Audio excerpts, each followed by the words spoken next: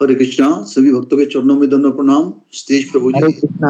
अशोक प्रभु जी दंडवत प्रणाम। सभी भक्तों के चरणों में दंडवत प्रणाम। प्रभु जी दंडवत प्रणाम। हरे कृष्णा। रंजीत जी हरे कृष्णा। हरे कृष्णा।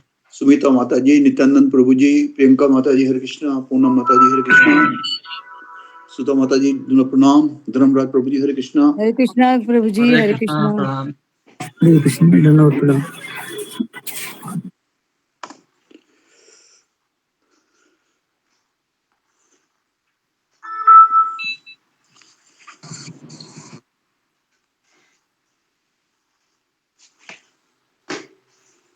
सभी वैष्णव भक्तों को हरे कृष्णा। आपके चरणों में कोटि कोटि दंडवत प्रणाम प्रभु जी और माता जी दंडवत प्रणाम। हरे कृष्णा हरे कृष्णा। दंडवत प्रणाम। दंडवत प्रणाम अशोक चावला प्रभु जी। दंडवत प्रणाम माता जी हरे कृष्णा। दंडवत प्रणाम सभी भक्तों को दंडवत प्रणाम। हरे कृष्णा। अशोक प्रभु जी दंडवत प्रणाम। दंडवत प्रणाम प्रभु जी हरे कृष्णा। प्रभु जी नित्यानंद प्रभु जी का आपके लिए SMS है, मैसेज है कि वो इस समय ट्रेन पकड़ते हैं ना घर जाने के लिए जॉब से, तो कभी कभी वो कैमरा ऑफ रखते हैं इस टाइम, तो प्लीज उन्हें रिमूव नहीं कर जाएगा, ऐसा उनका रिक्वेस्ट है आपके लिए। कौन से प्रभु जी? विशाल जी? नित्यानंद प्रभु जी है अभी वो। जी जी धन्यवाद प्रभु जी। मैं किसी को रिमूव नहीं करता, आज तक मैंने ना किया है। हाँ धन्यवाद प्रभु जी। जी एकता माता जी हरे कृष्णा दंडवत प्रणाम। एकता सुमानी माता जी हरे कृष्णा। हरे कृष्णा प्रभु जी दंडवत प्रणाम। दंडवत प्रणाम माता जी। नरसिंह आरती बोलिएगा। जी प्रभु जी। हरे कृष्णा। नमस्ते नरसिंहाय, नमस्ते नरसिंहाय, प्रहलाद लाद दायिन, प्रहलाद लाद दायिन, हिरण्यकशिपोर्वक्षः, हिरण्यकशिपोर्वक्षः, शिलाटङ्कन खालय, शिलाटङ्कन खालय, इतो नरसिंहा परतो नरसिंहा, इतो नरसिंहा परतो नरसिंहा, यतो यतो यामि ततो नरसिंहा, यतो यतो यामि ततो नरसिंहा, बहिर्नरसिंहा हृदये नरसिंहा, बहिर्नरसिंहा हृदये नरसिंहा,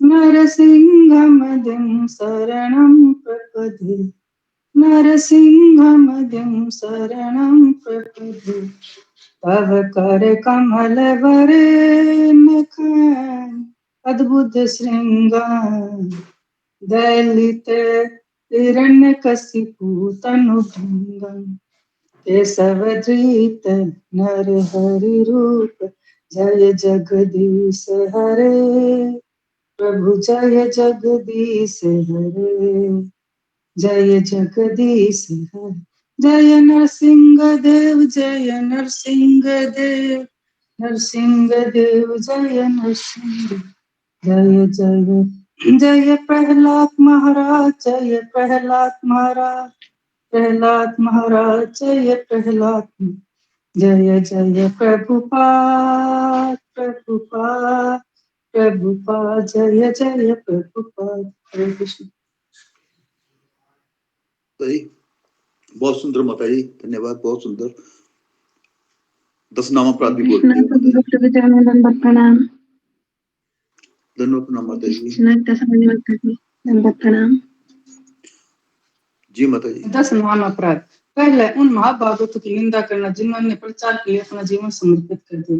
दूसरा भगवान शिव या भगवान ब्रह्मा जैसे देवताओं को भगवान के नाम के बराबर या उनसे अलग समझना।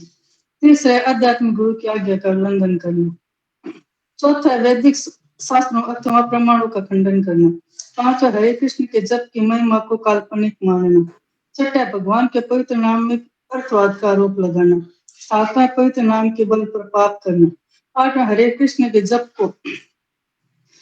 को वेदों में वर्णित नित्य सब कर्म कांडों में से एक मानना। आठवां एक श्रद्धावान व्यक्ति को पवित्र नाम की नौवां है एक श्रद्धाहीन व्यक्ति की पवित्र नाम की महिमा के बारे में बताना।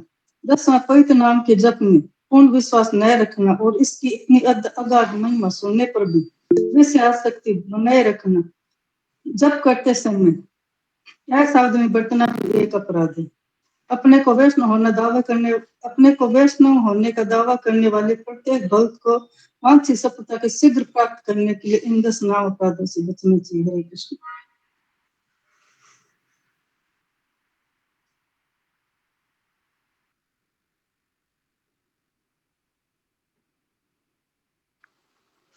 धन्यवाद माता जी। हरे कृष्ण सभी भक्तों को दंडवत प्रणाम। हरे कृष्णा सभी भक्तों को दंडवत प्रणाम। हरे कृष्ण सब भक्तों को दंडवत प्रणाम। दीप्ति माता जी, हरे उमा कृष्ण माता गुरु जी जी, दंडवत प्रणाम। सब भक्त को दंडवत प्रणाम। हरे कृष्ण। हरे कृष्ण प्रभु जी सभी को दंडवत प्रणाम। दीप्ति माता जी, आशीष प्रभु जी, माता जी, हरे प्रवीणा कृष्ण जी दंडवत प्रणाम। सभी भक्तों को जन्म दंडवत प्रणाम। नमिता माता जी दंडवत प्रणाम। सुमा माता जी, सुश्री माता जी, सभी को दंडवत हरे प्रणाम। कृष्णा सभी वैष्णव भक्तों को दंडवत प्रणाम। सभी को हैप्पी मकर संक्रांति। हैप्पी मकर संक्रांति। वैष्णव भक्तों को दंडवत प्रणाम। सभी को मकर संक्रांति की शुभकामनाएं। हरे कृष्णा।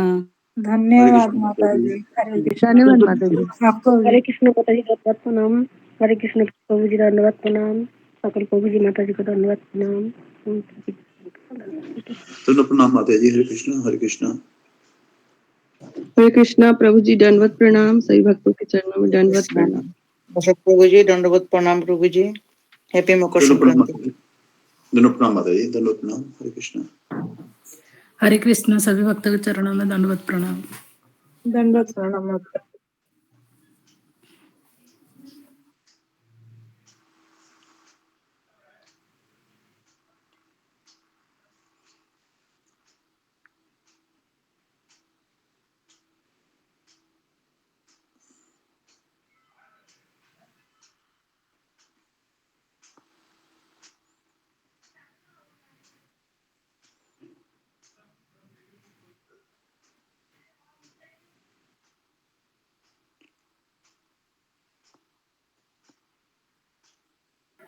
हरे कृष्णा सभी भक्तों को पंचांग प्रणाम।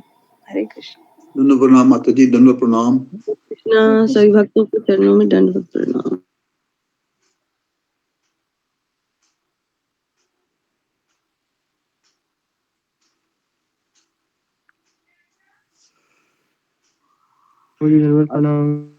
आज कौन सा श्लोक करना है माता जी? आज तो गुरुजी ना मकर संक्रांति के विषय में बताएंगे। हरे कृष्णा। जी वो तो ठीक है। वैसे कौन सा श्लोक था करना था? गीता का कौन सा श्लोक हुआ? कल तो मैंने अटेंड नहीं कर पाई थी क्लास। हरे कृष्ण। हरे कृष्णा प्रभु जी दंडवत प्रणाम। 64 कंप्लीट हुआ है प्रभु जी। कितने? 64। जी माता जी। धन्यवाद माता जी। हरे कृष्ण। हरे कृष्णा प्रभु जी दंडवत प्रणाम। सभी भक्तों को दंडवत प्रणाम। हरे कृष्ण नित्यानंद प्रभु जी। हरे कृष्ण।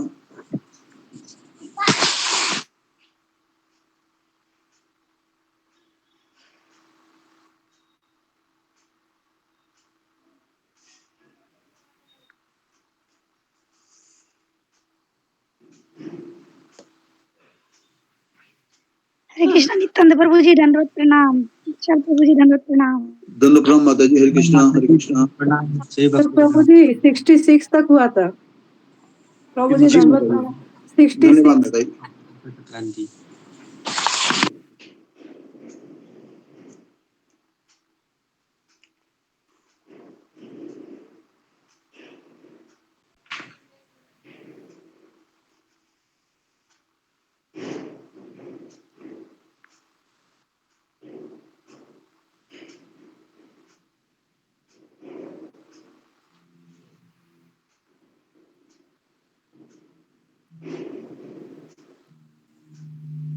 हरे कृष्णा सभी भक्तों के चरणों में।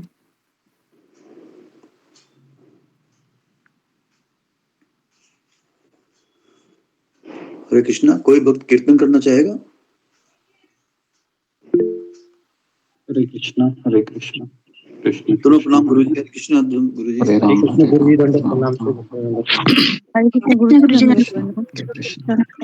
हरे कृष्ण गुरु जी, दंडवत प्रणाम। हरे कृष्ण गुरु जी, दंडवत प्रणाम। सभी भक्तों को दंडवत प्रणाम। दंडवत प्रणाम। हरे कृष्ण गुरु जी दंडवत प्रणाम। हरे कृष्ण प्रणाम। हरे दंडवत प्रणाम।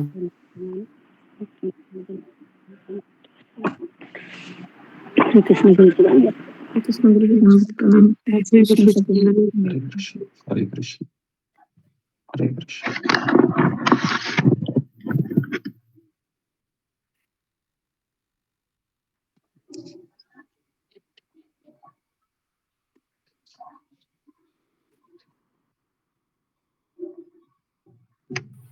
हरे कृष्ण।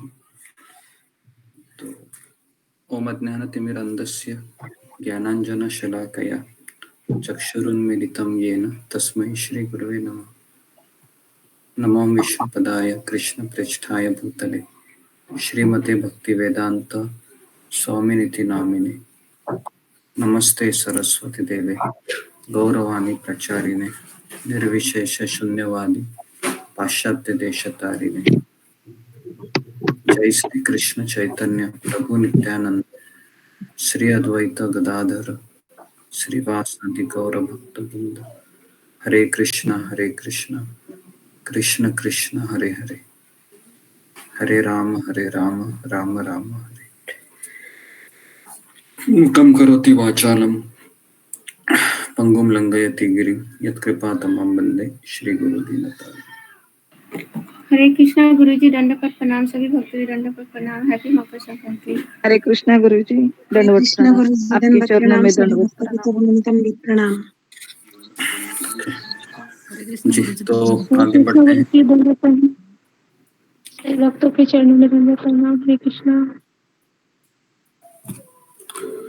जी हरे कृष्णा गुरु जी दंडवत प्रणाम। सब भक्तों के चरणों में दंडवत प्रणाम। हरे कृष्णा। ओके, हरे कृष्ण। तो आगे बढ़ते हैं। जी किसका टर्न था बताने का? जी गुरुदेव दोनों प्रणाम। एकता माता जी का, एकता सुमानी माता जी। हरे कृष्ण। हरे कृष्ण गुरु जी दंडवत प्रणाम। हरे कृष्ण सभी भक्तों को दंडवत प्रणाम।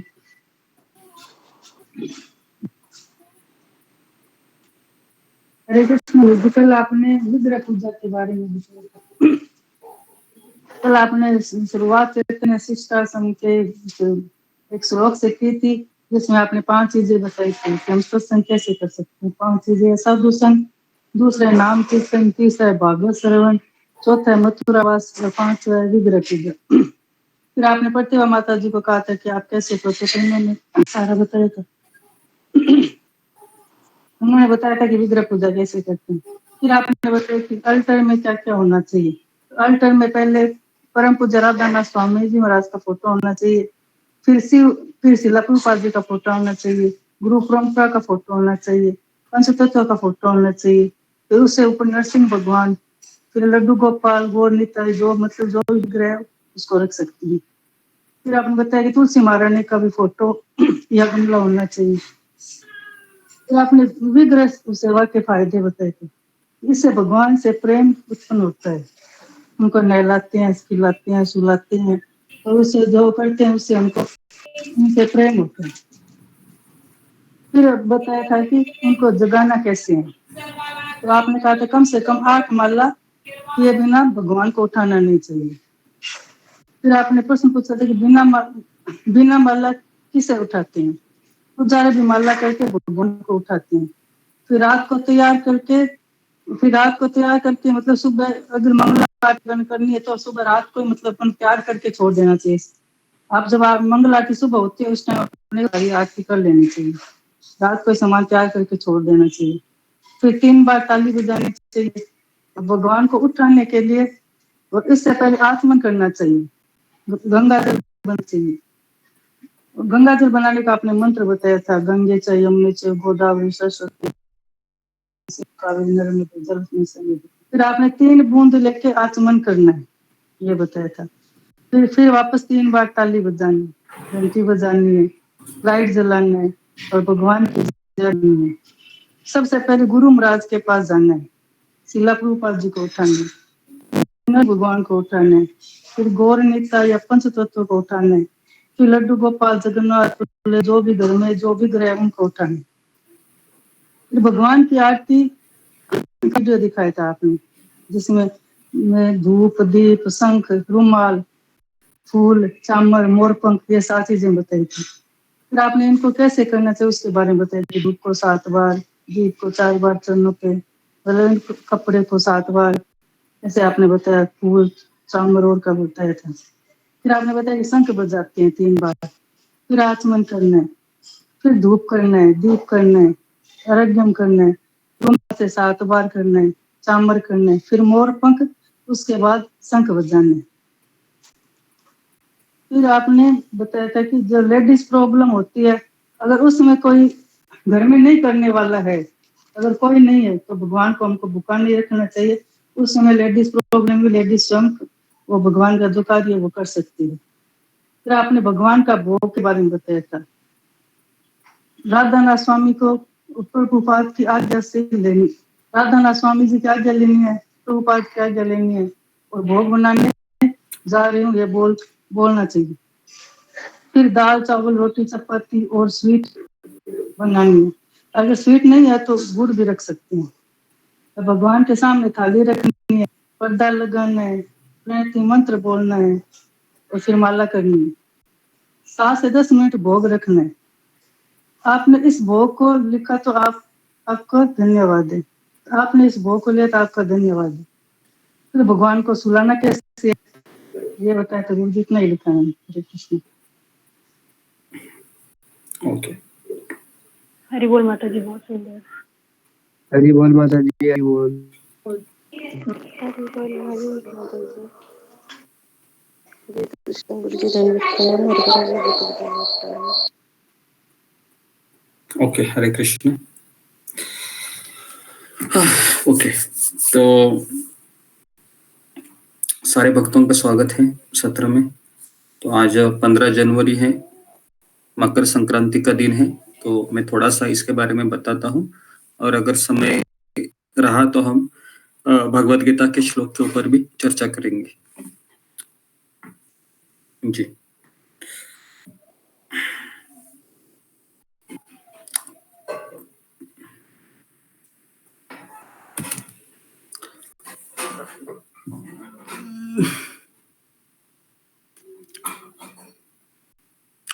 तो आज का जो दिन है, खास करके मकर संक्रांति, ये बहुत ही शुभ दिन माना जाता है, जो माघ मास के जनवरी महीने में आता है। और जब सूर्य है मकर राशि में प्रवेश करता है, मकर राशि में प्रवेश करता है सूर्य। हम सबको पता है कि जो ग्रह और नक्षत्र है, सूर्य चंद्र राहु केतु मंगल शनि शुक्र, ये सारे ग्रह हैं, ये हमारे मन के ऊपर प्रभाव डालते हैं। और ग्रह नक्षत्रों के ऊपर देवी, ग्रह नक्षत्र के ऊपर देवी देवता है, 33 कोटि देवी देवता है। देवी देवताओं के ऊपर है दुर्गा देवी, माया देवी, और दुर्गा देवी के ऊपर है भगवान श्री कृष्ण। तो इस तरह से ये हायरार्की है। तो मकर संक्रांति का महत्व मैं आपको बताता हूं कि भगवान सूर्य है, ईश्वर कह सकते हैं हम सूर्य को, है ना। तो सूर्य है वह अपने चमकदार रथ से, जिसमें हजारों पहिए लगे हैं, सूर्य का सारथी है, सूर्य का सारथी अरुण। तो अरुण है, और सूर्य के रथ को कितने घोड़े हैं? पाँच सूर्य के रथ चार चार 7 घोड़े हैं। सात है।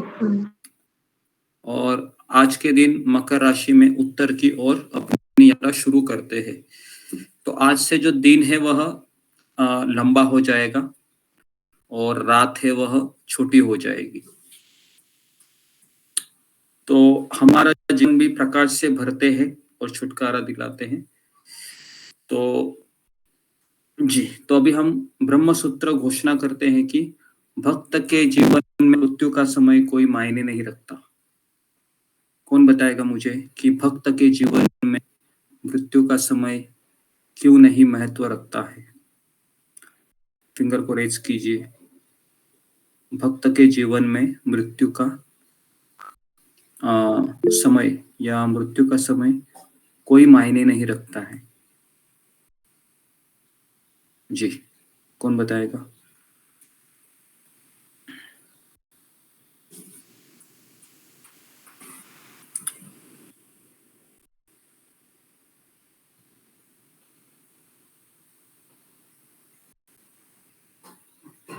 जी बताइए, अशोक चावला प्रभु।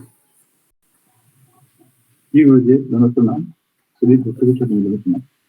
गुरु जी, क्योंकि भक्त हमें 24 आवर भगवान के चरणों में लगा होता है, श्री कृष्ण के चरणों में लगा होता है, गुरु चरणों में लगा होता है, भक्ति में लगा होता है, तो उसके लिए सारे समय शुभ होते हैं। गुरु जी, अशुभ का सवाल नहीं होता। ओके, हरे कृष्ण जी। नेक्स्ट तितली मिश्रा। हरे कृष्णा गुरु जी, धन्यवाद प्रणाम। मुझे लगता है कि भक्त जानता है कि मृत्यु के उपरांत उसे जो मिलने वाला है वो जन्म में उसको नहीं मिलेगा, क्योंकि उसे पता है कि मैं जब ये शरीर त्याग करूंगा तो मैं सीधे अपने कृष्ण के पास जाऊंगा, अपने हमको अपने निजी जो हमारा पर्सनल हाउस है वहां हम वापस जाएंगे, अपने घर को वापस जाएंगे और अपने कृष्ण के पास रहेंगे, उनकी सेवा करेंगे। इसीलिए वो प्रसन्न होता है अपने मृत्यु पे। उसके लिए मृत्यु कोई बहुत बड़ी चीज नहीं होती है। हरे कृष्ण जी गुरु जी, जी। ओके। सुजाता महापात्र जी। कृष्ण के दंड प्रणाम। एक भक्त हमेशा भगवान चिंतन में रहता है, इसलिए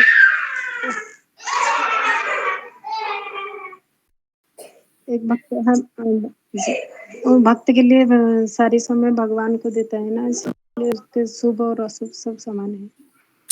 ओके, ठीक है। तो ये उत्तर इस तरह से है कि एक भक्त हमेशा भगवान की सेवा में लगा रहता है, तो इसलिए उसके ऊपर आयु का कोई प्रभाव नहीं होता है, समय का प्रभाव नहीं होता है। तो अगर व्यक्ति भगवान की सेवा में लगा है निरंतर, तो वह संभवतः मुक्त आत्मा है वो। और हमें भी पता है कि हम संघर्ष कर रहे हैं, रोज हम संघर्ष कर रहे हैं, हमारा मन हमारे ऊपर हावी हो जाता है, लेकिन हम भक्ति के मार्ग पर चलना चाहते हैं। तो इसलिए आयु है हमारे ऊपर कोई मायने नहीं रखता है भक्त जी। तो अभी आप बोलोगे कि फिर भक्त बूढ़ा क्यों हो जाता है, भक्त को बीमारी क्यों होती है? तो इसका उत्तर क्या हो सकता है? भक्त बूढ़ा क्यों हो जाता है? उसके भी बाल सफेद हो जाते हैं, जो माला नहीं करता है उसके भी बाल सफेद हो जाते हैं, बराबर है? क्या आपने ऐसा कभी सोचा? भक्त भी बीमार पड़ता है, जो माला नहीं करता है वो भी बीमार पड़ता है। भक्त को भी पैसे कमाने के लिए फैक्ट्री जाना पड़ता है, और जो माला नहीं करता है उसको भी धन कमाना पड़ता है। तो फिर क्या इसके ऊपर विचार रहेंगे? आपके फिंगर को रेज कीजिए।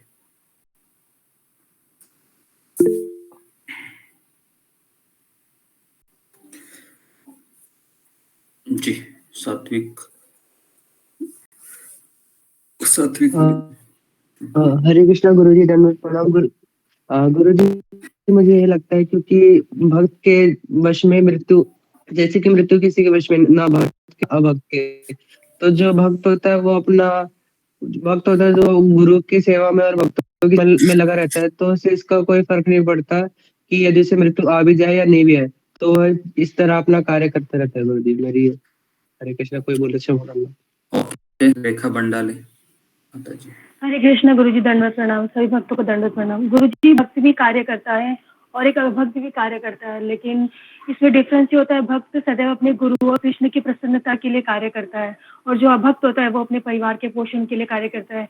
वो प्रभुपाद जी के एक शिष्य थे, वो रात भर चांद, आपने बताया था एक बार, रात को रिक्शा चलाते थे, लेकिन वो जो सारी आमदनी उन्हें जो मिलती थी वो प्रभुपाद जी को देते थे। मतलब तब प्रभुपाद जी को बुक्स छपवाने के लिए पैसे चाहिए थे, तो वो उनको दे देते थे। तो देखने तो ऐसा लगता है कि वो रिक्शा चला रहे रात को, लेकिन वो अपने गुरु के लिए चलाते थे रिक्शा। जी, मेरा प्रश्न यहाँ पर ये है कि भक्त के ऊपर काल का प्रभाव पड़ते हुए दिखाई देता है, वो भी बूढ़ा हो जाता है, तो इसका कारण क्या है? तो किस तरह से हम इसको देखेंगे? जी, नेक्स्ट ममता पाल माता जी। हरे कृष्ण गुरुजी, दंडवत प्रणाम। सभी भक्तों के चरण में दंडवत प्रणाम। गुरुजी, चाहे भक्त हो या अभक्त हो, मतलब प्रकृति के जो नियम है वो तो दोनों पर ही लागू होंगे ना, चाहे वो भक्त का भगवान का सेवा करे या गुरु की सेवा करे, और अभक्त अगर अपने परिवार के लिए भी धन कमाते हैं तो दोनों के ऊपर प्रकृति का प्रभाव तो सेम रहेगा, इसके लिए भक्त के लिए अलग नहीं रहेगा। धन्यवाद। तो ये इसका उत्तर है जी। ममता पाल माता जी के लिए ताली बजाओ सब लोग, तो अच्छा उत्तर दिया। हरि बोल माता जी। बहुत तो प्रकृति के 3 गुण हैं, ये हमारे शरीर के ऊपर हमेशा पड़ते रहेंगे। भक्त भी बूढ़ा हो जाएगा, भक्त को भी बीमारी पड़ेगी, लेकिन उसका आत्मा है वह इन चीजों से अलग है। तो अब अभी हम जब कथा सुनते हैं तो इसका प्रभाव हमारे शरीर के ऊपर होता है या आत्मा के ऊपर होता है? आत्मा के ऊपर। आत्मा के ऊपर होता है ना, आत्मा के ऊपर होता है। हमको भूख लगती है ना, कोई कहेगा कि मैं इतनी कथा सुन रहा हूँ, मेरा पेट तो भरना चाहिए था, लेकिन मुझे भूख क्यों लग रही है? मैंने सुना है कृष्ण कथा से पेट भरता है, लेकिन मुझे और ज्यादा भूख लगती है। तो जैसे ही हम परिपक्व अवस्था में प्रवेश करते हैं भक्ति के, तो हमारी प्यास, भूख, नींद, ये हमारी शरीर की आवश्यकताएं भी कम होती है। कितने लोगों का ऐसा कम हुआ है? एटलीस्ट खाने पे नियंत्रण हुआ है, सोने पे नियंत्रण हो रहा है, और खाना पीना और टीवी देखना और तो और ये जो बाहर की चीजें हैं जो हम डेली किया करते थे, उसके ऊपर कुछ तो कंट्रोल हो रहा है जी, हो रहा है। 30 लोग हैं, धन्यवाद। 33 लोग हैं, ओके।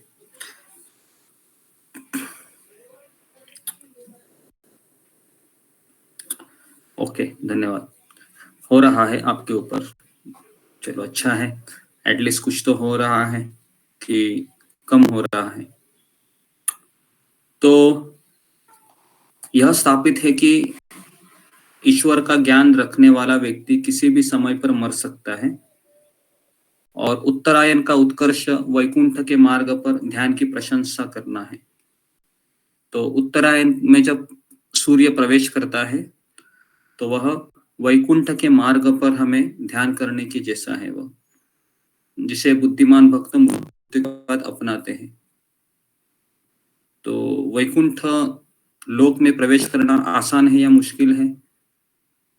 जी, कितने लोग इसमें राय देना चाहेंगे कि वैकुंठ में प्रवेश करना या गोलोक वृंदावन में प्रवेश करना आसान है या मुश्किल है? आसान है तो क्यों आसान है, मुश्किल है तो क्यों मुश्किल है? जी, जुम्मा गोराई माता जी।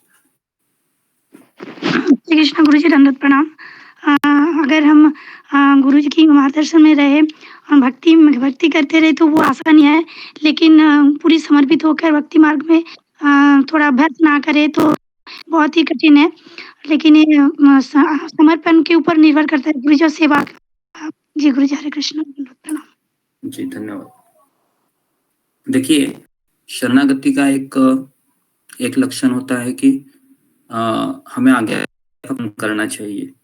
कभी कभी हमको सेवा दी जाती है, हम ये सोचते हैं कि अब ये मैं सेवा नहीं कर सकती हूँ या नहीं कर सकता हूँ, तो इसका मतलब है कि हमें भगवान के ऊपर विश्वास नहीं है, हमें अपने आप के ऊपर विश्वास है।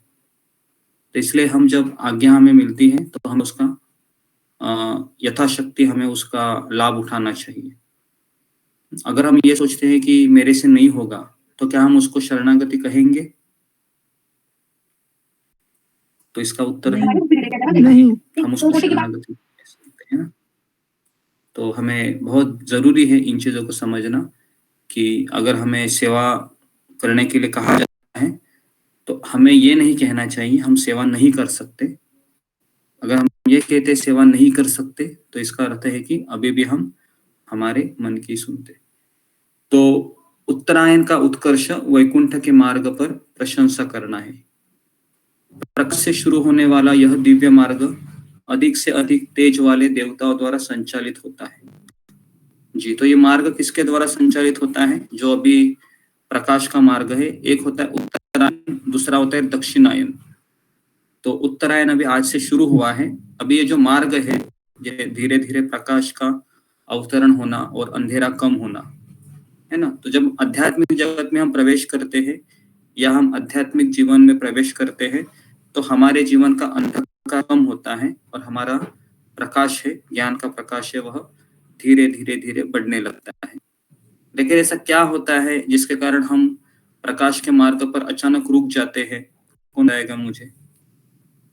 फिंगर को रेज कीजिए कि ऐसा क्या होता है अचानक हमारे जीवन में कि हम प्रकाश के मार्ग पर रुक जाते हैं अचानक।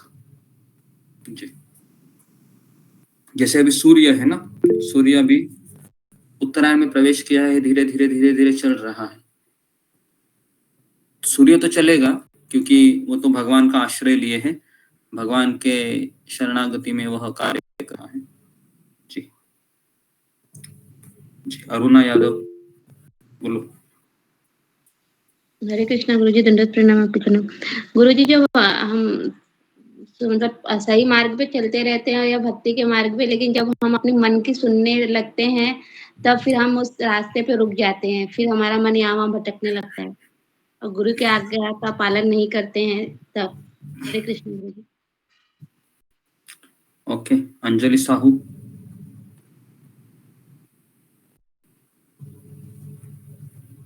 प्रयास करो। नेक्स्ट अनिल शर्मा।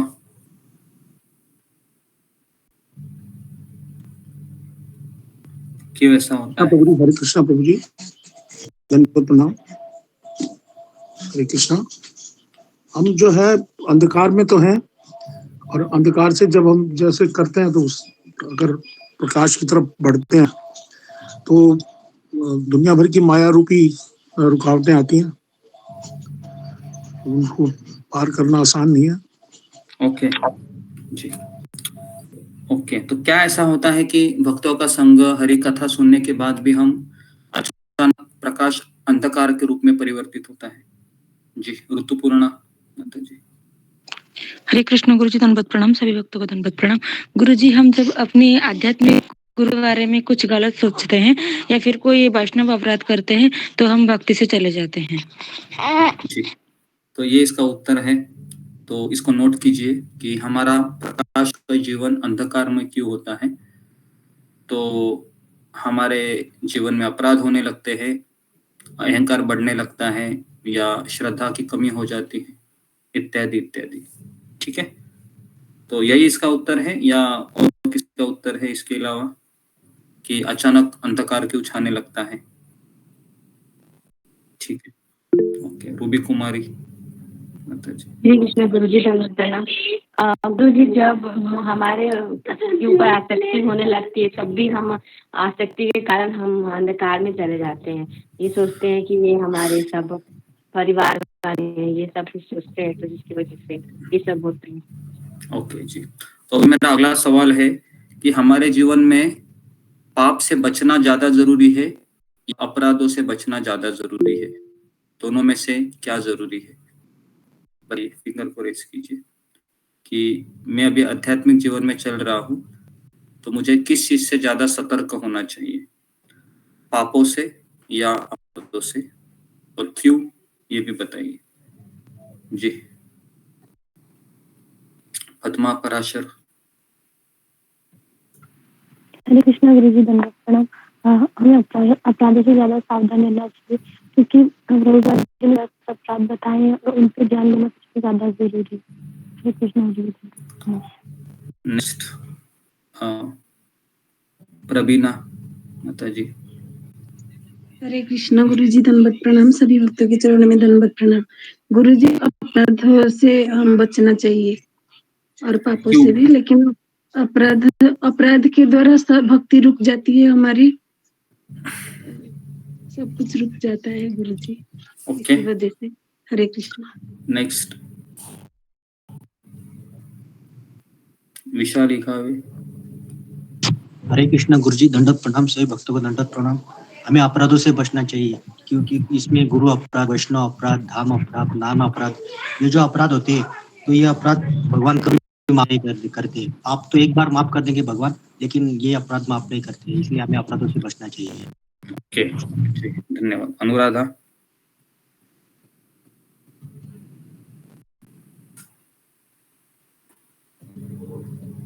हरे कृष्णा गुरु जी, दंडवत प्रणाम। सभी हरे कृष्णा गुरु जी, दंडवत प्रणाम। सभी भक्तों के चरणों में दंडवत प्रणाम। गुरु जी, हमें अपराधों से बचना चाहिए। हम अपराध ही नहीं करेंगे तो हम पाप भी नहीं करेंगे। और जो विशाली गाँव प्रभु जी ने कहा है वो भी मैं कहना चाहती थी। हरे कृष्णा, क्षमा कीजिए।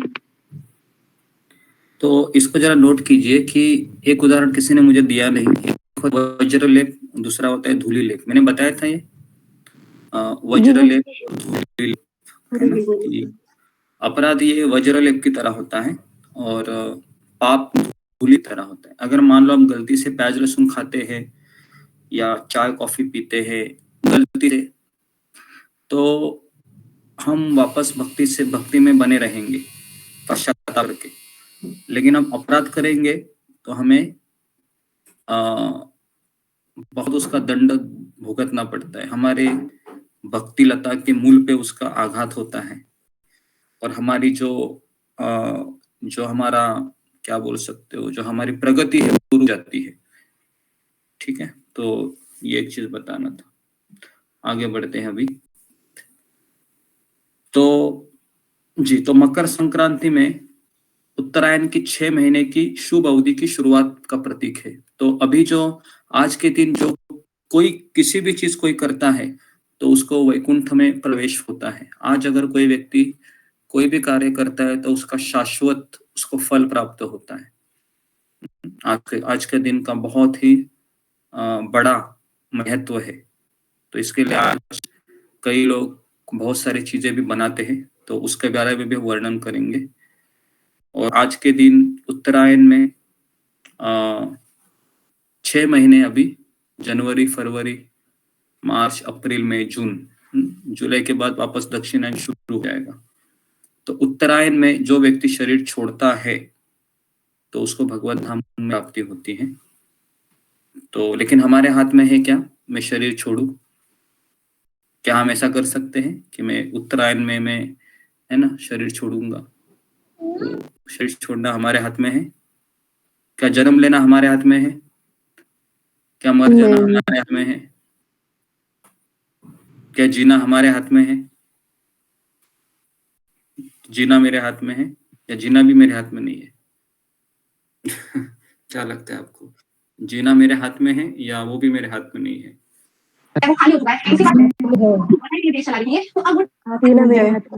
जीना मेरे हाथ में है ना जी। मरना मेरे हाथ में है? नहीं। मरना मेरे हाथ में नहीं जी। जन्म लेना मेरे हाथ में है? नहीं। नहीं। बूढ़ा होना मेरे हाथ में है? नहीं। बूढ़ा होना भी मेरे हाथ में नहीं। ठीक है, तो मेरे हाथ में क्या है? जीना मेरे हाथ में है और कैसे जीना ये भी मेरे हाथ में है। ठीक है जी।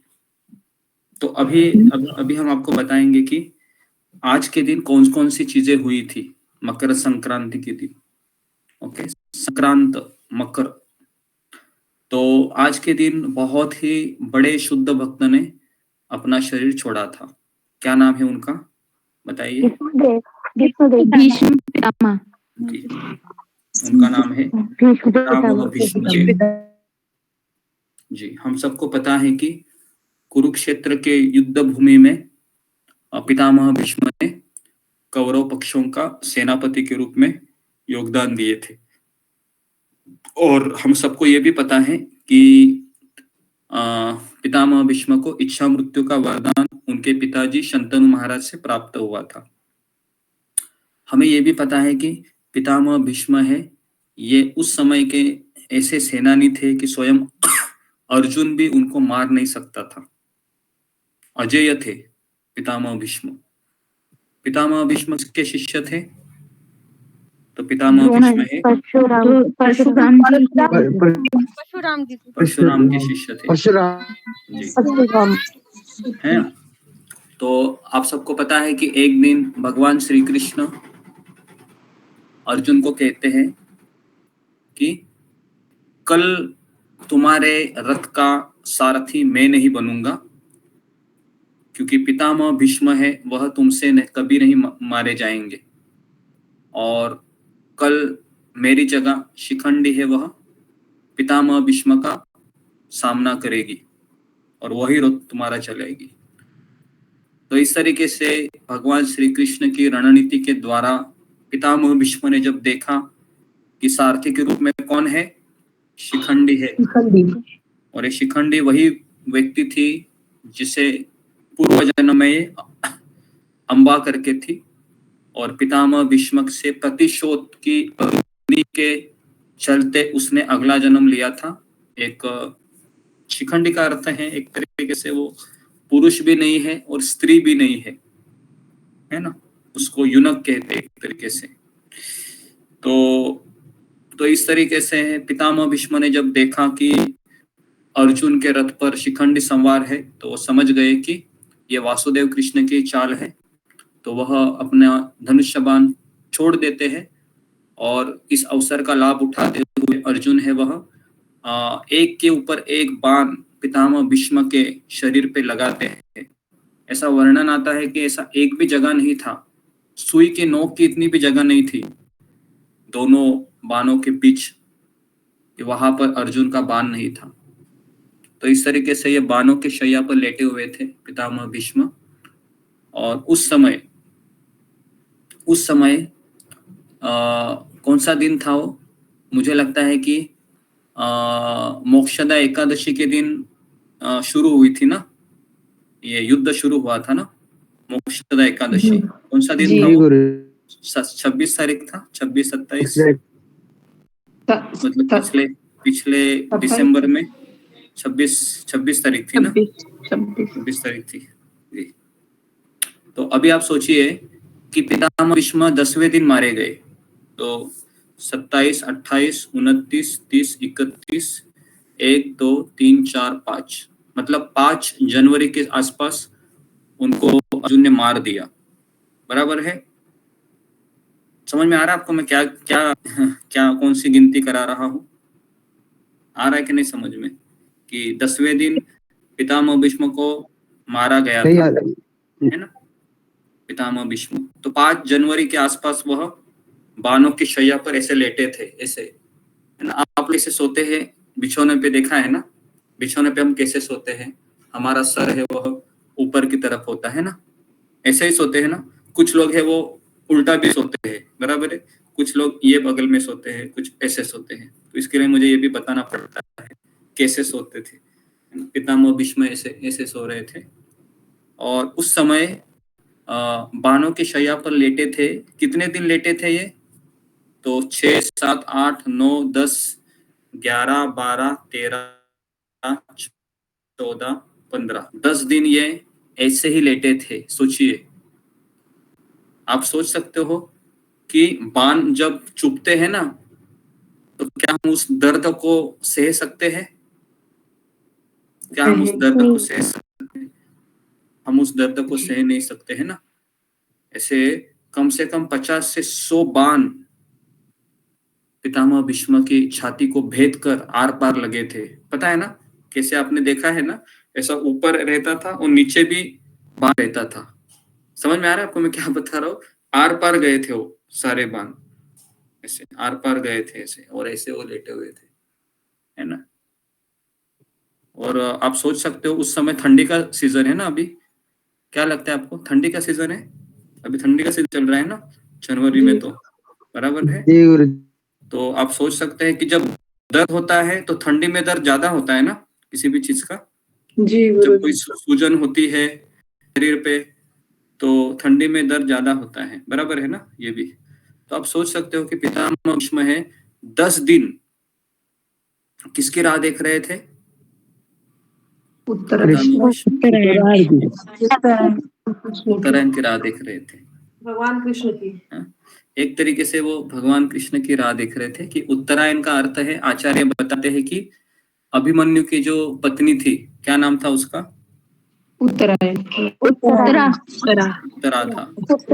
तो अभिमन्यु की पत्नी का नाम था उत्तरा, और उत्तरा के ईश्वर, तो उत्तरा के ईश्वर को कहते उत्तरायण।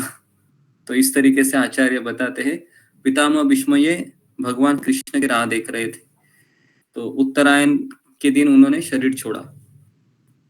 ठीक है, और ये हो गया पहला घटना, आज के दिन हुआ था। दूसरा है कि गंगा माता का अवतरण भी आज के दिन ही हुआ था, इसको भी नोट कीजिए।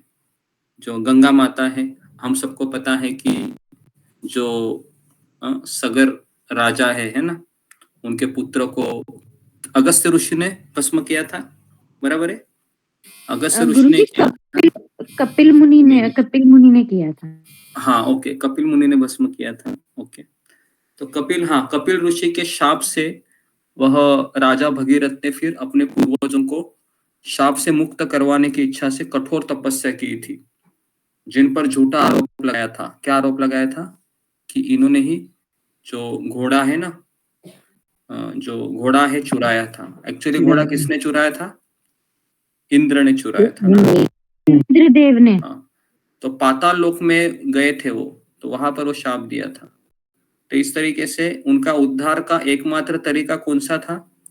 कि जो स्वर्ग में गंगा बहती है, उस गंगा को नीचे लाना था। कहां पर? पाताल लोक में। क्या ये आसान है इतना? आसान है? कोई भी चीज है बहुत कठिन है ना गंगा को लाना। लेकिन जो भगीरथ है, इसने कठोर तपस्या के बाद मकर संक्रांति के दिन ही पतित पावनी माँ गंगा को पृथ्वी पर लाया था। तो आज के दिन हरिद्वार और ऋषिकेश में बहुत भीड़ रहती है गंगा स्नान करने के लिए। जी, तो हरिद्वार ऋषिकेश में मकर संक्रांति के दिन बहुत भीड़ रहती है स्नान करने के लिए। तो इस तरीके से असंख्य तीर्थयात्री आज उधर भी जाते हैं, जो जहां पर सागर के साथ गंगा माता का संगम होता है, गंगा सागर कहते हैं, तो वहां पर भी जाते हैं स्नान करने के लिए। ठीक है, तो ओके, तो हमें किसमें स्नान करना चाहिए? जी, गीता महात्म्य में क्या बताया गया है? कोई मुझे बताएगा? गीता महात्म्य में एक श्लोक आता है, पढ़कर सुनाऊं मैं आपको? मेरे पास गीता है, मैं आपको सुनाता हूँ।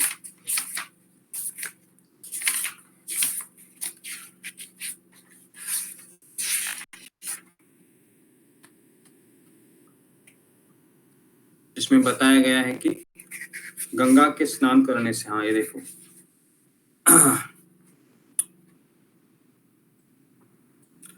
मलिने मोचनम पुंसाम जल स्नानम दिने दिने।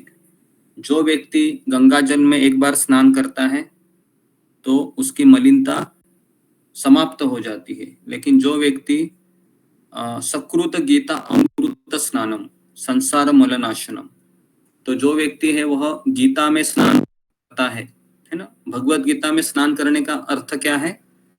रोज हमको गीता पढ़नी चाहिए या सुननी चाहिए, तो फिर उसको संसार मलनाशनम, संसार के मल से उसका विनाश हो जाता है। ठीक है, तो मकर संक्रांति के दिन ही माँ गंगा का अवतरण हुआ था। ओके जी, आप में से कितने लोग हैं जिनके बगल में गंगा बहती है? फिंगर को रेज कीजिए। गंगा बहती है तो हम में से कितने लोग हैं? हाँ, अभी कीजिए जी। तो आपको गंगा का दर्शन होता है जी। ओके, 6 लोग हैं। गंगा बहती है।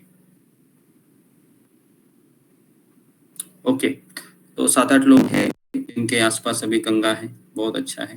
गंगा के किनारे रहना भी एक अच्छा माना जाता है। गंगा, जमुना, सरस्वती, गोदावरी, कावेरी, सिंधु नदी, है ना, ये 7 पवित्र नदियां हैं। ठीक है, त्रिवेणी घाट है गुरु।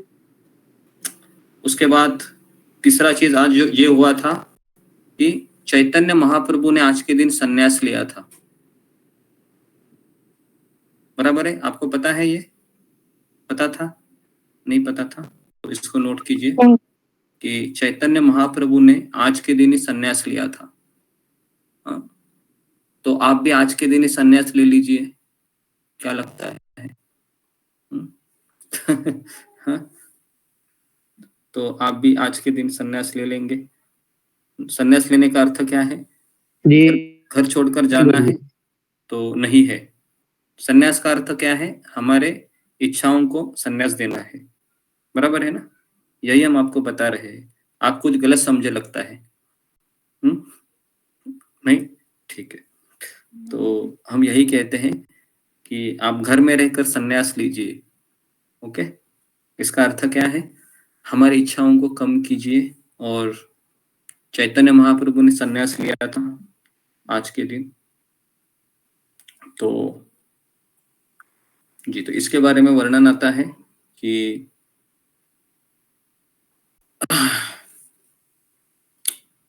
तो भगवान चैतन्य है वह अपनी विधवा माँ और अपनी जवान पत्नी को मायापुर में छोड़ देते हैं। तो आपको पता होगा कि चैतन्य महाप्रभु जिनको निमाई कहते हैं, उनकी माँ थी। उनकी माँ का नाम क्या था? सची माता। शची माता। और पिताजी का नाम था जगन्नाथ मिश्रा, है ना। इनके 2 पुत्र थे, विश्वंभर और विश्वरूप। तो विश्वरूप तो चले जाते हैं और पंढरपुर में उनका समाधि भी है। तो और दूसरे पुत्र है चैतन्य महाप्रभु, वो संन्यास लेते हैं और अपनी माँ को कहते हैं कि मैं जा रहा हूँ। उनकी पत्नी थी, जवान थी। कितना उम्र था उनकी पत्नी का उस समय? विष्णुप्रिया। 16 साल। हाँ, 16 साल की था, है ना जी। उस समय उन्होंने छोड़ दिया पत्नी को, है ना जी। और फिर वो कटवा गांव में गए। तो हम कटवा गए थे। प्रतिभा माता जी का घर है वहां पर, पिछले फरवरी में कटवा में, जहां पर चैतन्य महाप्रभु है वह अपने बाल को क्या करते हैं? काटते हैं ना, बाल देते हैं जी। भगवा वस्त्र धारण करते हैं। और उनके गुरु का नाम क्या होता है? चैतन्य महाप्रभु के सन्यास गुरु का नाम होता है सन्यास गुरु का नाम होता है केशव भारती। ओके, केशव भारती ये सन्यास गुरु का नाम है। और हरिनाम दीक्षा का नाम क्या है गुरु उनके? ईश्वरपुरी, है ना, ईश्वरपुरी। जैसे हमारे राधानाथ स्वामी महाराज है, उनके गुरु है शील प्रभुपाद जी, और उनके सन्यास गुरु है कीर्तनानंद स्वामी महाराज, जहां पर वो न्यू में रहते थे। ठीक है, ओके। तो इस तरीके से फिर उन्होंने अपने सारे ऐश्वर्य को छोड़ दिया और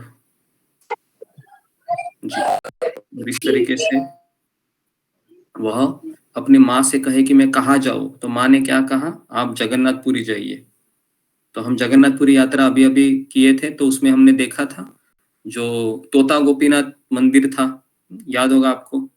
जो लोग जगन्नाथपुरी यात्रा में आए थे, तो मैं दावे के साथ कहता हूँ कि तोता गोपीनाथ में जो प्रसाद लिया था, है ना, वो आज भी उनके उनके जिह्वा पर टेस्ट, है ना, रहेगा वो। क्योंकि हम दोपहर में उधर ही जाते थे प्रसाद लेने के लिए, तोता गोपीनाथ मंदिर। तो ओके, तो वहां पर उन्होंने अपनी अंतिम लीलाओं को समाप्त किया। तो आज के दिन 3 चीजें हुई थी। नंबर 1, पितामह भीष्म ने अपना शरीर छोड़ा था। नंबर 2, माँ गंगा का अवतरण हुआ था, और नंबर 3 चैतन्य महाप्रभु ने संन्यास लिया था। ठीक है, तो ये 3 चीजों को आप नोट कीजिए। तो आज के दिन क्या खाना बनाना चाहिए, तो अभी आप इसको मैं पढ़ रहा हूँ, तो अभी खाने की बात आई है तो थोड़ा सा आप अपने कानों को अलर्ट बनाइए, है ना जी। तो आज के दिन भक्त हरे चने, चावल और गुड़, इसको पोंगल भी कहते हैं, बराबर है। पोंगल नाम सुना होगा आपने, नहीं सुना है तो सुना है गुरुजी। सुना जी है। गुरुजी।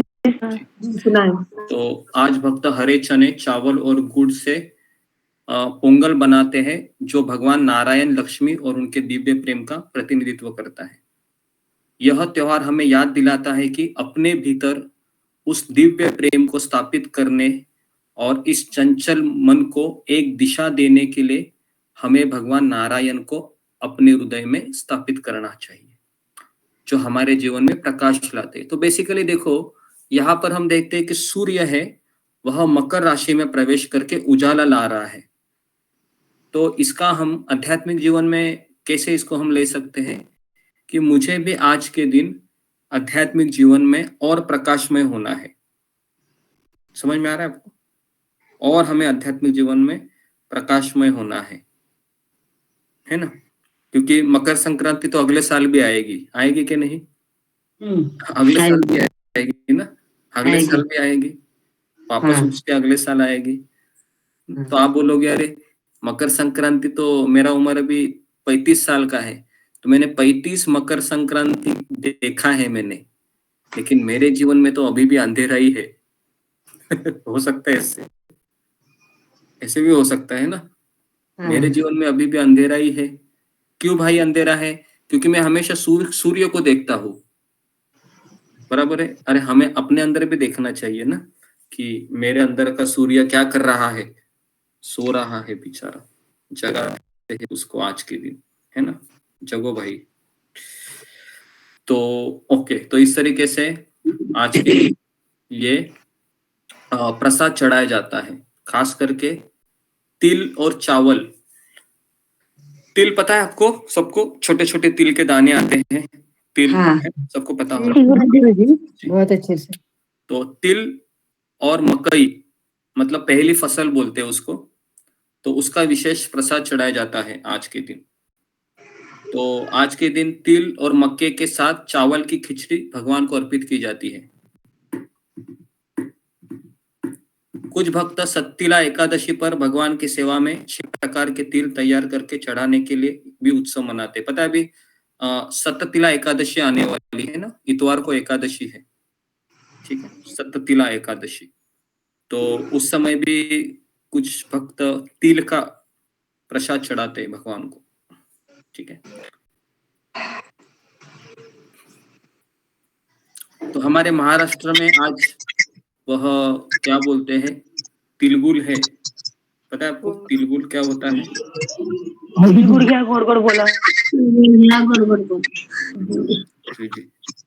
तो आज के महाराष्ट्र में बहुत सारे जो खास करके परिवार में है वो तिल के गुड़ बनाते हैं, और बनाने के पश्चात उसको एक दूसरे के घर में बांट दिए जाते हैं और कहते हैं कि तिलगुल खाइए और हमारे साथ मीठा मीठा बोलिए, इस तरीके से। तो मुझे भी थोड़ा अजीब लगता है वो कि वो ऐसा क्यों बोलते हैं कि तिल खाइए और मीठा मीठा बोलिए। इसका अर्थ है क्या, हमारे साथ कभी झगड़ा मत कीजिए। उनको ऐसा उनका कहने का तात्पर्य होता है ना।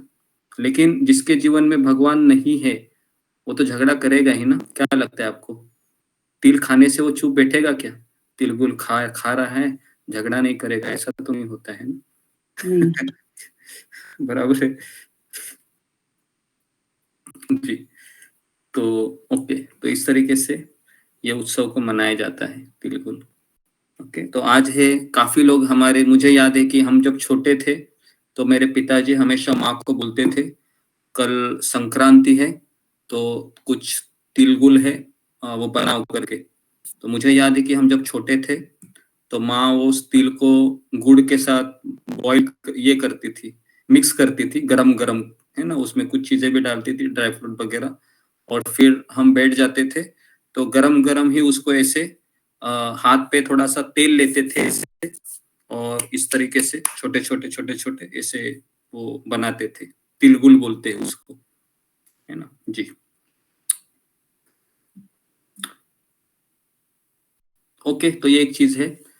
और दूसरा चीज है कि आज के दिन पतंग है वो भी उड़ाते हैं ना, बराबर है। आज के दिन काफी बच्चे हैं, जवान लोग भी हैं, पतंग उड़ाने जाते हैं।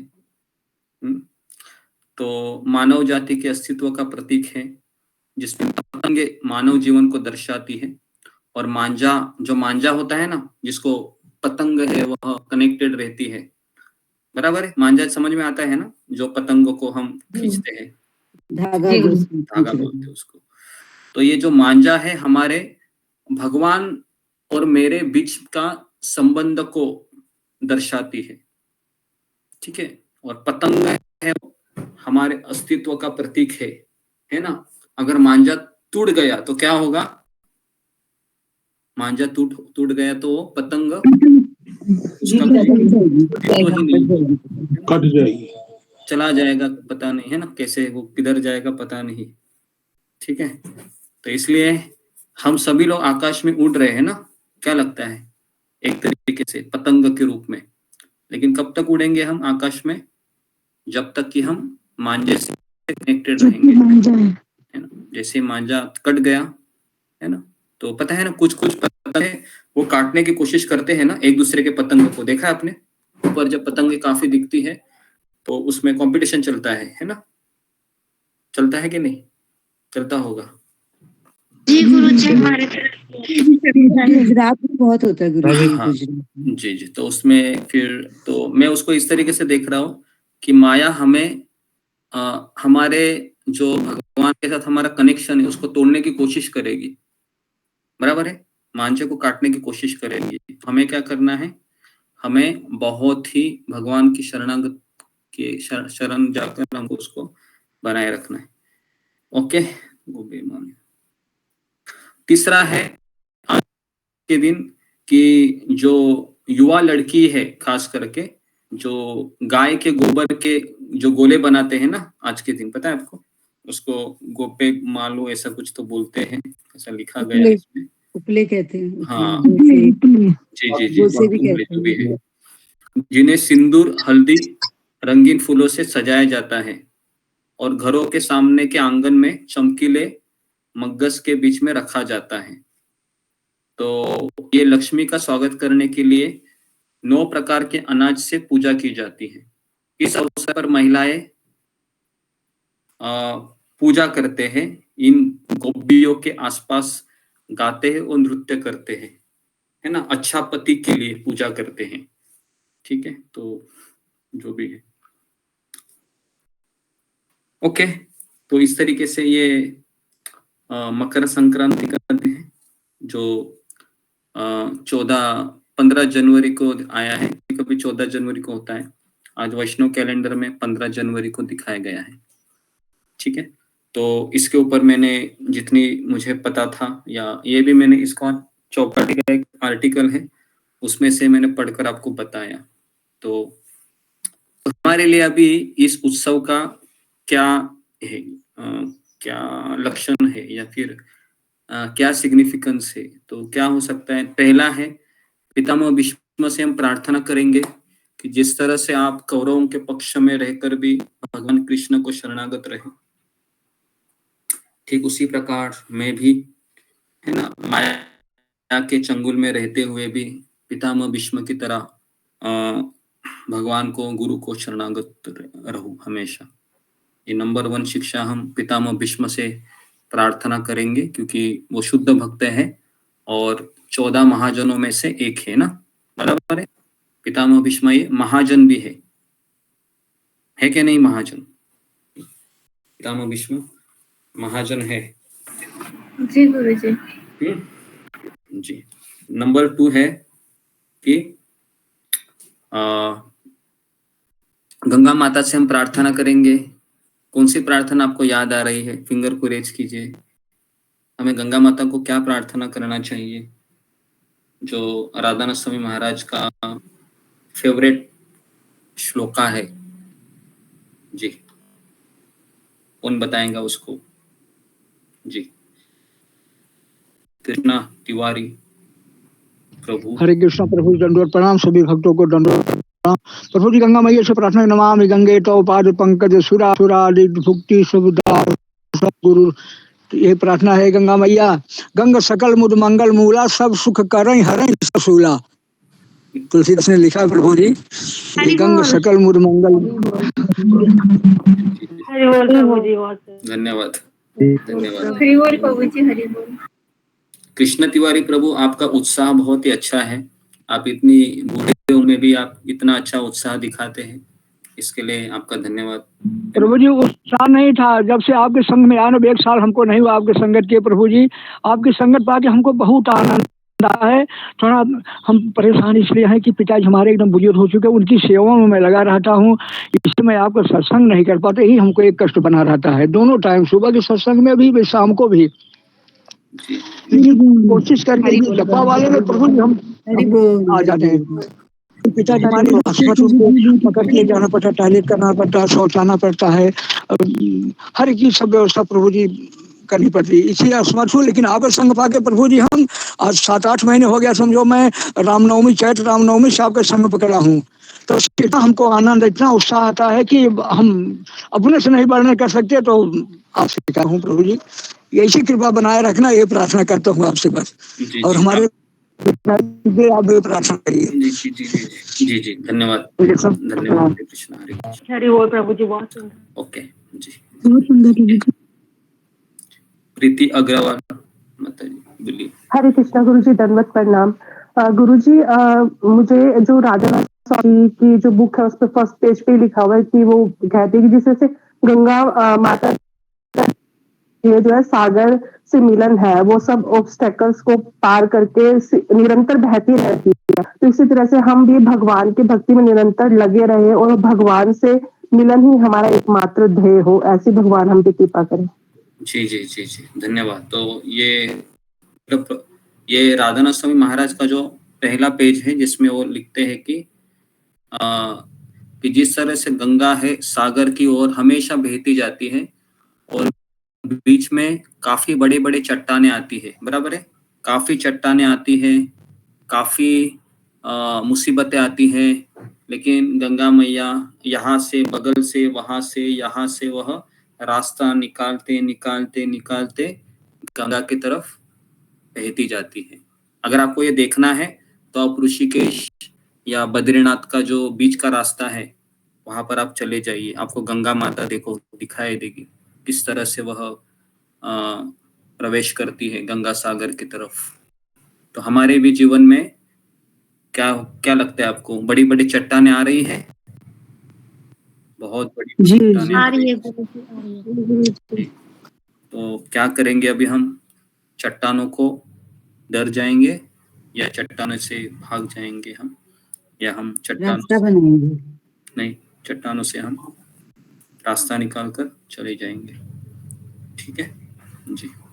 तो ये हो गए हम गंगा माता को। हम तीसरा हम चैतन्य महाप्रभु को हम प्रार्थना करेंगे कि आप स्वयं भगवान हैं और जिस तरह से आपने अपनी प्रिय पत्नी और माँ को छोड़कर आप हमारे जैसे बद्ध जीवों को ज्ञान देने के लिए या भक्ति देने के लिए आप घर से बाहर पड़े, वैसे ही हम हमारे जो भौतिक अनर्थ है अनर्थ को हम छोड़कर इस गुरु और कृष्ण की आज्ञा को पालन करते हुए हम इस रास्ते पर हमेशा के लिए चल पड़े। तो ये हमें आशीर्वाद दीजिए आप। तो हम ये चैतन्य महाप्रभु से प्रार्थना करेंगे। ठीक है, तो यह 3 प्रार्थना है जो हमने आपको बताई। ठीक है, तो आज हम गीता के ऊपर कोई श्लोक नहीं लेते हैं, तो कल हम हमारा भगवत गीता शुरू करेंगे क्योंकि 4:11 हो गए हैं। तो किसी का कुछ सवाल है आज के क्लास के ऊपर तो आप फिंगर रेस कर सकते हैं जी। रेखा बंडाले तो जी। हरे कृष्ण गुरुजी, दंडवत प्रणाम। गुरुजी, जैसे सब हमारे जो हिंदू त्योहार होते हैं वो तो तिथि अनुसार मनाए जाते हैं, हमारे हिंदू कैलेंडर के महीने के ऊपर डिपेंड होते हैं, लेकिन ये मकर संक्रांति ये हर साल बराबर 14 जनवरी और 15 जनवरी को कैसे आता है? मतलब किस हिसाब से, मतलब इंग्लिश कैलेंडर के ऊपर डिपेंड है या फिर हमारे हिंदू के हिसाब से? ये उसी डेट पे कैसे आता है बराबर हर साल? जी, तो हमारा ये जो तिथि के अनुसार उसमें कैलेंडर बनाए जाते हैं, तो तिथि है ये आज है और डेट 14 जनवरी है। मोस्टली 14 जनवरी को ही मनाते हैं मकर संक्रांति, और 15 जनवरी तिथि के अनुसार आज का डेट आया है। तो हमारे लिए वो मायने नहीं रखता है डेट कौन सा भी आया है, लेकिन हम वैष्णव कैलेंडर के अनुसार हम इसको मनाते हैं जी। नेक्स्ट मनमोहन यादव प्रभु। कृष्ण गुरु जी, दंडवत प्रणाम। गुरु जी, मेरा भी इसी से था। मैंने हरे कृष्ण गुरु जी। जी जी जी, बोलिए सुन रहा हूँ मैं। जैसे 14 जनवरी, अभी तक 14 जनवरी सब 14 जनवरी को ही मनाया जा रहा था मकर संक्रांति। और मैंने कल एक महात्मा है उनके पास बैठा था, तो उनसे ऐसे डिस्कस कर रहा था कि इस बार पता तो पड़ा कि हर 100 साल बाद में ये एक दिन बढ़ता है। मैं बोला पहले कि कोई और था, हम लोग जब हमारे बाबा के समय 13 तारीख को मनाया जाता था, फिर 14 तारीख आया, फिर 15 तारीख, तो हर 100 साल में ये तिथि बदलती है। यानी अब को ही मकर संक्रांति मनाया जाएगा, ये सही है क्या? जी जी, हो सकता है आप जो कह रहे हो सही भी हो, लेकिन मैं इतना कैलकुलेशन नहीं किया हूँ कि मकर संक्रांति किस तरह से आती है, तो हो भी सकता है जी। धन्यवाद। मनमोहन सिंह यादव जी। जी जी, हरे कृष्ण। कार्तिक शर्मा।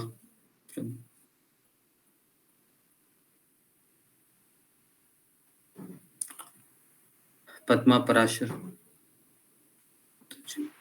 हरे कृष्ण गुरुजी, दंडवत प्रणाम। गुरुजी, मकर संक्रांति के दिन हम जैसे कोई प्रभुपाद जी की बुक पढ़ना स्टार्ट कर सकते हैं। अगर हम किसी को बोले तो उनको बोल सकते हैं आज के दिन आप भगवद गीता पढ़ना स्टार्ट करिए। जी, तो हम आज के दिन हम बहुत सारी चीजें कर सकते हैं। जब दान देना हो हम दान दे सकते हैं, या फिर हम कोई अच्छा कार्य शुरू करना चाहते हैं तो आज के दिन अच्छा कार्य भी शुरू कर सकते हैं। और अगर किसी को माला एक पढ़ानी, एक्स्ट्रा माला एक, तो माला भी बढ़ा सकते हैं। ठीक है जी। हरे कृष्णा। नेक्स्ट रेखा पायल माता।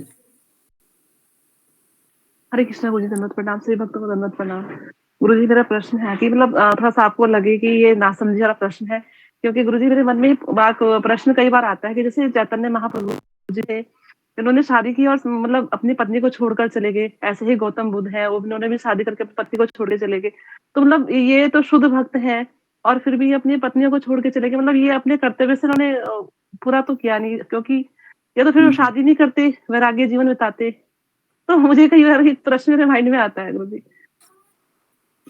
ठीक, तो इसके लिए मुझे लगता है कि चैतन्य महाप्रभु से, गौतम बुद्ध से ही पूछना पड़ेगा कि आपने ऐसा क्यों किया। तो एक्चुअली कैसा होता है ना, सही धर्म होता है कि सवय पुंसाम परो धर्मो यतो भक्तिर अधोक्षजे। तो भगवान अभी देखिए चैतन्य महाप्रभु स्वयं भगवान है, तो उनके लिए तो संन्यास उन्होंने ले लिया। और ये भी बात समझना चाहिए कि विष्णु प्रिया है, वो साक्षात लक्ष्मी की अवतार है, साधारण औरत नहीं है वो जिनको उन्होंने छोड़ा। ये पहली बात। दूसरी बात है कि गौतम बुद्ध ने भी छोड़ा था, तो गौतम बुद्ध का मुझे इतना पता नहीं है डिटेल में, लेकिन जिन जिन महापुरुषों ने छोड़ा है ना, तो उन्होंने अपने भौतिक जीवन से नैराश्य आया है इसके लिए नहीं छोड़ा है। ये भी एक चीज समझना चाहिए। उन्होंने इसलिए छोड़ा है क्योंकि उनको भगवान के प्रति अटूट प्रेम का अपने हृदय में आभास हो रहा है कि, है ना, जिस तरीके से एक मछली है पानी के बिना सकती है? नहीं रह सकती है। नहीं गुरुजी, नहीं गुरुजी। उसी प्रकार से ये जो भक्त होते हैं जिन्होंने अपनी पत्नी को, परिवार को, माँ को छोड़ दिया है, तो इनका जीवन था वो बिना पानी की मछली के जैसा अगर होता, अगर वो ऐसा नहीं करते थे। लेकिन एक साधारण व्यक्ति के लिए ये करना मना है। क्यों? क्योंकि उसके हृदय में ऐसा कुछ प्रेम है नहीं। अगर वो करेगा तो क्या बोलेंगे लोग कि अपनी जिम्मेदारियों को मुंह फेर कर ये भगवान भगवान करके भाग गया करके। समझ में आ रहा है? तो इसलिए सामान्य व्यक्ति को ये अलाउड नहीं, लेकिन ये महापुरुष थे जिन्होंने किया है कर। ठीक है जी, हरे कृष्ण गुरुजी, दंडवत प्रणाम। जी। नेक्स्ट वर्षा पवार। गुरुजी, आपने यहाँ बताया उत्तरायण में जो जिसकी मतलब मौत हो जाती है वो भगवत धाम चले जाते, वो क्या भक्त भी जाते हैं या अभक्त भी जाते हैं क्या? अभक्त भी जाते हैं, ये कहना कठिन है, लेकिन एक चीज याद रखिए हमेशा कि मुझे उस तिथि पे शरीर छोड़ना है, ये मेरे हाथ में है क्या? मैं कितना भी प्लान करूं कि मुझे मकर संक्रांति में शरीर, ये मेरे हाथ में नहीं। और अगर बाई चांस छोड़ देता है, बाई चांस, तो कुछ ना कुछ उसको बेनिफिट जरूर मिलेगा, तो जरूर मिलेगा बेनिफिट। ठीक है, ठीक है, धन्यवाद गुरुजी। Okay, next Kuldeep Bisht. हरे कृष्ण प्रभु जी, धन्यवाद प्रणाम। गुरु जी, मेरा सवाल है कि हमारे जीवन में दुख सुख क्यों आता है, कि इसका कभी अंत नहीं हो सकता? मतलब कभी खुशी आ रही है, कभी दुख आता है, या किसी से मतलब मन को कंट्रोल नहीं होता कभी कभी? तो जी, अगर देखिए जेल में अगर कोई कैदी ये कहे हमें कि मुझे जेल में पीड़ा क्यों हो रही है, तो इसका क्या उत्तर दोगे आप कुलदीप बिष्ट प्रभु? कुछ गलती की होगी इसलिए। जेल में पीड़ा क्यों हो रही है? क्योंकि जेल किसके लिए बनाया गया है? कैदी के लिए, पीड़ा देने के लिए ना। जी, तो ये भी एक जेल है जिसमें हम रह रहे हैं, लेकिन ये जेल ऐसा है जिसकी दीवारें दिखाई दे रही है क्या? इसकी दीवारें दिखाई नहीं दे रही है, लेकिन हमारा मन खराब हो तो पता चलता है ना कि किसी ने तो मेरे मन को खराब कर दिया है ना। और ऐसा लगता है कि डिप्रेशन है, एंजाइटी है, लोनलीनेस है, ऐसा लगता है मैं भी सुसाइड करूं या क्या करूं, वो करूं, ऐसा करूं, वैसा करूं। तो ये सब हमको भगवान है वह माया के द्वारा दुख दिए जाते हैं। तो इसलिए हमें इन चीजों को समझना चाहिए कि ये दुख तब तक चलते रहेंगे जब तक कि हम भगवान के प्रति पूरी तरीके से शरणागत नहीं होते। जैसे जेल में एक कैदी को बहुत कोड़े लगाए जाते हैं। क्यों लगाए जाते हैं? ताकि वह सुधर जाए, बराबर है, सुधर जाए या फिर सरकार की आज्ञा का पालन करे, बराबर है ना, इसलिए तो उसको कोड़े लगाए जाते हैं। तो अभी आपका ये सवाल है कि मुझे कोड़े क्यों लगाए जा रहे हैं, तो इसका उत्तर क्या दोगे आप फिर आप? क्योंकि मैं भगवान के शरणागत नहीं हो रहा। आपको ही नहीं, आपको पता है पूरी दुनिया में हर एक जीवात्मा यही सवाल पूछ रहा है कि मुझे दुख क्यों मिल रहा है, मैं दुख नहीं चाहता हूँ, बराबर है। सभी लोग यही सवाल पूछते हैं कि मुझे दुख क्यों मिल रहा है, मैं सुखी होना चाहता हूँ, लेकिन मुझे क्यों इस तरह से मुझे पीटा जा रहा है, क्यों मुझे कोई समझ नहीं रहा है। मैंने शादी किया था कि सुखी होने के लिए, लेकिन शादी होने के बाद तो ज्यादा ही डंडे पड़ रहे हैं, बराबर है।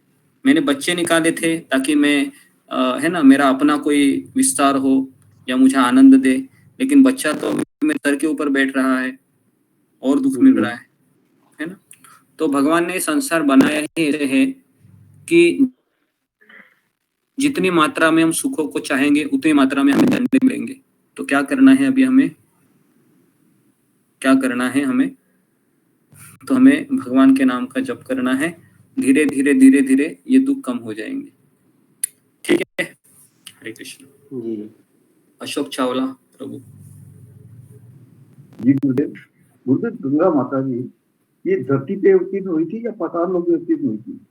आपका आवाज नहीं आ रहा है। गंगा माता गुरुजी धरती पे अवतीर्ण हुई थी या पाताल लोक में अवतीर्ण हुई थी?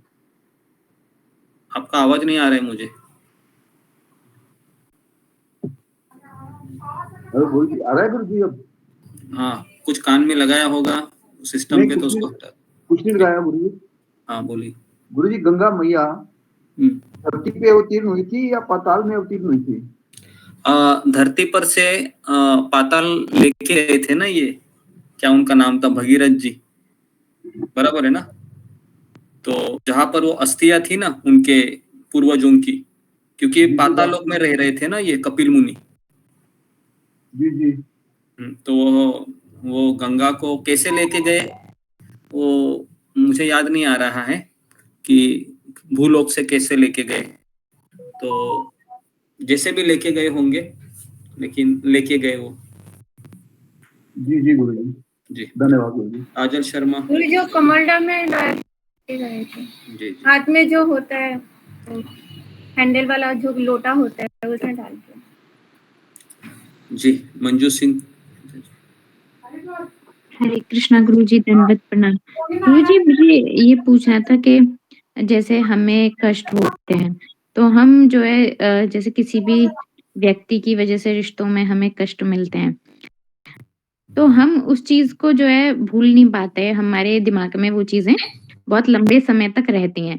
लेकिन भीष्म पितामह तो 10 दिन तक बाणों की शैया पर रहे थे और वो बहुत ज्यादा दर्द में भी रहे होंगे। तो मतलब उन्होंने किसी को दोष नहीं दिया, ना अर्जुन को दोष दिया, ना किसी को बद्दुआएं दी, है ना, किसी को कोई अपशब्द उन्होंने नहीं कहा। लेकिन हमारे साथ जब ऐसी चीजें होती हैं तो हम बहुत लंबे समय तक वो चीजें हमें दुख भी देती हैं, मानसिक रूप से भी परेशान करती हैं और हम उन्हें भूल भी नहीं पाते हैं। तो ऐसा इस पे थोड़ा सा प्रकाश डालिए गुरुजी। धन्यवाद। हरे कृष्णा। धन्यवाद। तो मैं बता रहा था कि पितामह भीष्म है, ये शुद्ध भक्त है। शुद्ध भक्त को पता होता है कि मुझे जो पीड़ा मिल रही है ये भगवान की इच्छा से मिल रही है या तो फिर मेरे कर्म का ही कोई परिणाम है। लेकिन एक बद्ध जीव है, क्या सोचता है पीड़ा होने के बाद कौन जिम्मेदार है मेरे कष्ट के लिए? तो बद्ध जीव सोचता है मेरे कष्ट के लिए भगवान जिम्मेदार, भगवान जिम्मेदार नहीं है। वो ये सोचता है कि एक मिनट, ये तो ज्यादा वो जिम्मेदार है कि मेरा पति जिम्मेदार है, मेरे बच्चे जिम्मेदार है या फिर मेरा पड़ोसी जिम्मेदार है, तो इसलिए फिर वो उनसे झगड़ा करते रहता है। बराबर है, और पर यही देखा जाता है।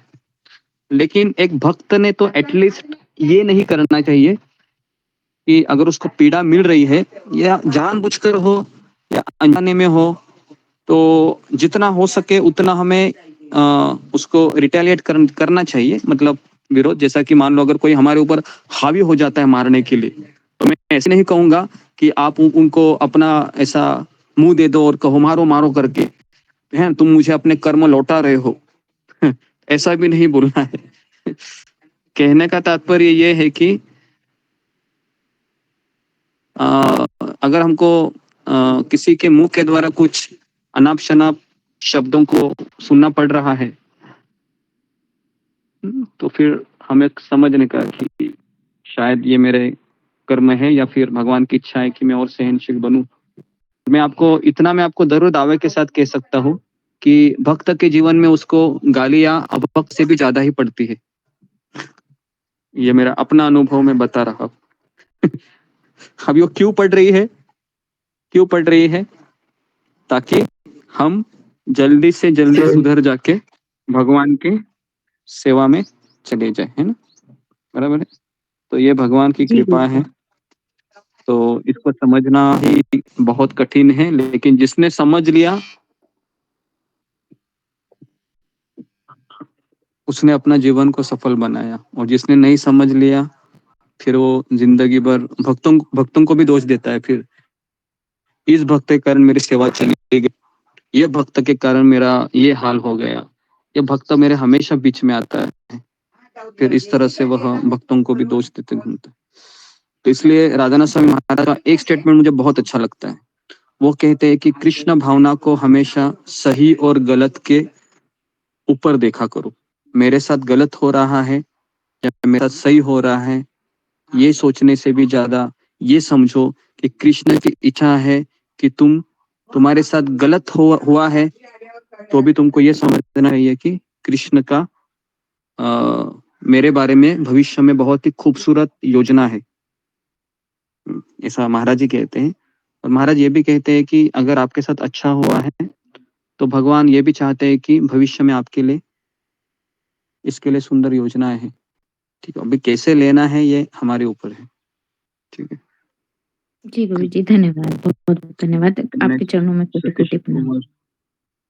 सतीश कुमार माथुर, आखिरी क्वेश्चन। गौतम हरे कृष्ण। गौतम बुद्ध के बारे में मुझे ये पता है कि उन्होंने अपनी पत्नी को छोड़ा था क्योंकि उन्होंने देखा था कि दुख बहुत देखे थे, कि उन्हें को देखा था, बीमार को देखा, तो उनके मन में ये था कि दुख क्यों होता है, और सत्य की खोज में उन्होंने पत्नी को छोड़ा। उसके बाद में जब उनको निर्वाण प्राप्त हो गया तब उसके बाद में फिर उनकी पत्नी ने उनको ज्वाइन भी कर लिया।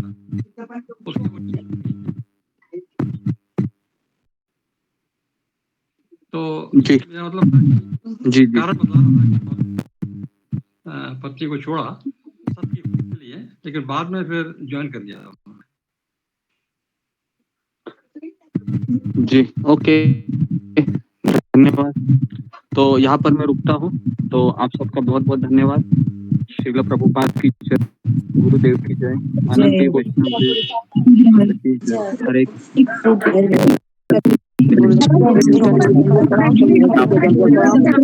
हरे